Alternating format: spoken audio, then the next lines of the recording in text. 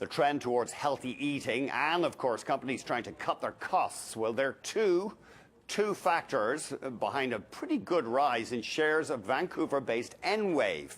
We've seen them rising 19% in the past year.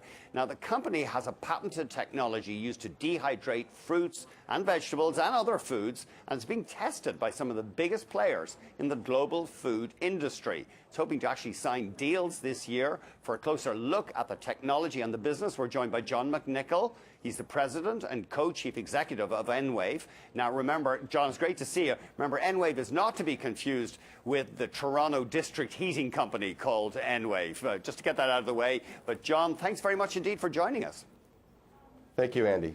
So your idea is basically to put foods in a vacuum and then use microwaves and to dehydrate it. And you say it produces much tastier food, and the process is a lot quicker than existing processes. Well, basically, the industry and the drying industry is massive, as you can imagine, from foods to industrial materials to pharmaceuticals. And if you go back in history, there's really three main methods they use today.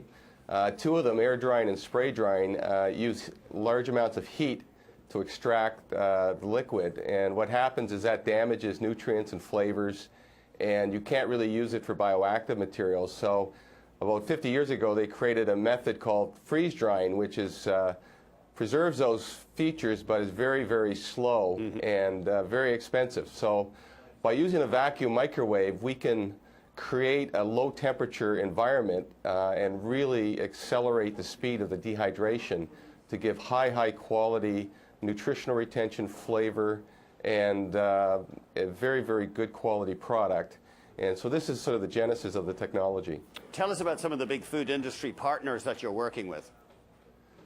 Well, we've signed agreements over the past few years for research with companies as diverse as Nestle, Kellogg's, Hormel, Bonduelle, Merck Pharmaceuticals, Grupo Bimbo. We've also got some Canadian companies like Bonduelle in Canada we're working with, as well as the blueberry guys, the blueberry guys, well, Calsan Technologies.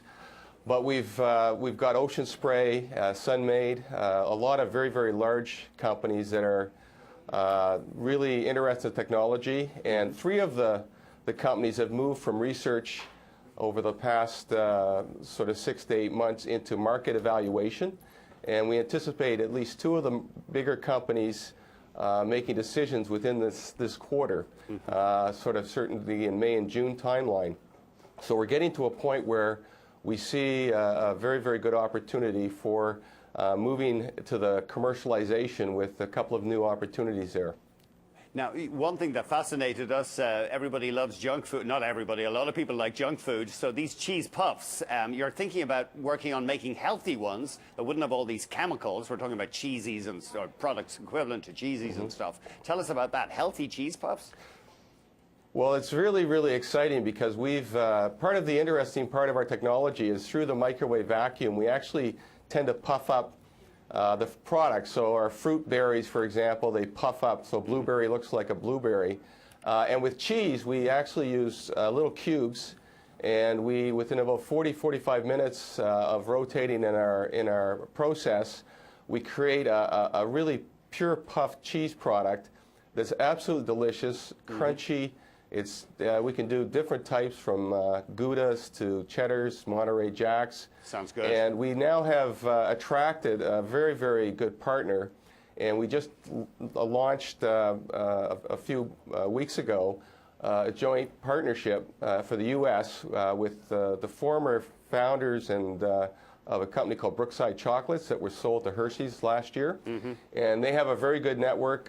They've built a national brand in the U.S. before, and they're very excited about the prospects of this product. John, can I? John, I'm sorry to cut you off. We only got 30 seconds, and I'm really sorry about that. You trade on the venture exchange. You went through something like just over $3 million in cash last year. You still have around $7 million. We only got about 20 seconds. Do you think you'll have to go back to the market to raise money anytime soon?